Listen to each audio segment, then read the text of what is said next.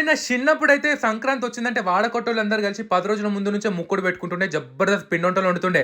పాండ్రి మా అమ్మ అయితే సంక్రాంతి స్పెషల్ సకినాలు వండి చూపిస్తదంట. ఓ 3 గంటలు నానబెట్టి ఆరబెట్టుకున్న బియ్యాన్ని గిర్నీకి పట్టించి, అందులో పుట్నాల పొడి, కాగబెట్టుకున్న బటరు, జీలకర్ర, ఓమ, నువ్వులు, ఉప్పు, నీళ్లు పోసి గిట్లా కలుపుకోవాలన్నట్టు. ఇక గోలించుకోనికి మనము తరణి నుంచి సన్‌ఫ్లవర్ కోల్డ్ ప్రెస్ ఆయిల్ వాడుతున్నాము. ఎందుకంటే మా నాయనమ్మ కంపల్సరీ ఒకటి ఉంటుండే. పిండి వంటలంటే గానుగ నూనెనే వాడాలి. ఎందుకంటే ఇవి చాలా రోజులు నిల్వ ఉంటాయి కదా! ఫ్రెష్ ఉంటాయి అన్నట్టు. అందుకే మా అమ్మ తరుణి నుంచి గానుగ నూనె ఆర్డర్ పెట్టింది. జబర్దస్త్ ఫ్లేవర్ ఉంటది. నూనె కాగుతుంటేనే మంచిగా ఇల్లంతా గుమగుమ వస్తుంటది.